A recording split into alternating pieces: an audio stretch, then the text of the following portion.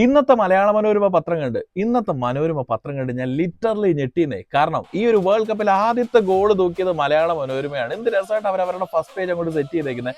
വാതിലൊക്കെ തുറന്ന് സെറ്റ് ചെയ്തിരിക്കുകയാണ്. ഫുട്ബോൾ ലോകത്തെ രണ്ട് സാമ്രാജ്യങ്ങൾ, രണ്ട് ടീമുകളല്ല, ക്രിസ്ത്യാനോ റൊണാൾഡോയും ലയണൽ മെസ്സിയും പിൻഗാമികൾക്ക് വേണ്ടിയിട്ട് ഫുട്ബോളിന്റെ ആ ഒരു ലോകം തുറക്കുന്നു എന്ന് പറഞ്ഞിട്ട് രണ്ട് വാതിലൊക്കെ പത്രത്തിൽ സെറ്റ് ചെയ്ത് വെച്ചേക്കുന്നത്. അതെ, രണ്ട് വാതിൽ സെറ്റ് ചെയ്ത് വെച്ചേക്കുകയാണ്. ഫീൽ ഫുട്ബോൾ വേൾഡ് ഇൻസൈഡ് എന്ന് പറഞ്ഞിട്ട് ആ ഒരു വാതിൽ തുറക്കുമ്പോൾ ലോകം കാൽപന്തോളോ എന്ന് പറയുന്ന ടൈറ്റിലിൽ ആ ഒരു ഫുട്ബോളിന്റെ എനർജി മൊത്തത്തിൽ അങ്ങോട്ട് ആവാഹിച്ചെടുത്തിരിക്കുകയാണ് മലയാള മനോരമ.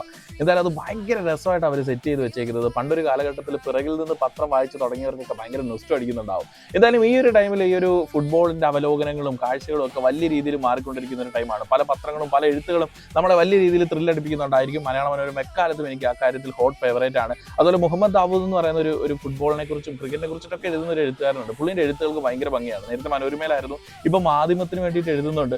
പക്ഷേ ഈ ഒരു ടൈമിൽ നിങ്ങളെ ഏറ്റവും കൂടുതൽ ത്രില്ലടിപ്പിക്കുന്ന പത്രം, അതുപോലെ ഇൻഫ്ലുവൻസർ, ഒരുപാട് കിട്ടുന്ന ഇൻഫ്ലുവൻസർമാരല്ലേ, അവരെന്ത് രസമായിട്ട് ഓരോ വീഡിയോസിലും ഓരോ മത്സരങ്ങളുടെയും ആവേശവും എനർജിയും ബാക്ക് സ്റ്റോറീസും ഒക്കെ നമ്മളിലേക്ക് എത്തിക്കുന്നത്. നിങ്ങൾ ഈ വേൾഡ് കപ്പിൽ കാണാൻ കാത്തിരിക്കുന്ന, കാണാൻ കൊതിക്കുന്ന, നിങ്ങൾ വെയിറ്റ് ചെയ്തിരിക്കുന്ന ആ ഒരു ഇൻഫ്ലുവൻസർ ആരാ? അതും കമന്റ് ബോക്സിൽ പറയാൻ വേണ്ടിയിട്ട് മറക്കണ്ടേ. എനിക്ക് പത്രം മനോരമ ഇൻഫ്ലുവൻസർ ആരാന്ന് ഞാൻ കമന്റ് ബോക്സിൽ പറയാം. നിങ്ങൾ കമന്റ് ബോക്സിൽ പറഞ്ഞേക്കണേ.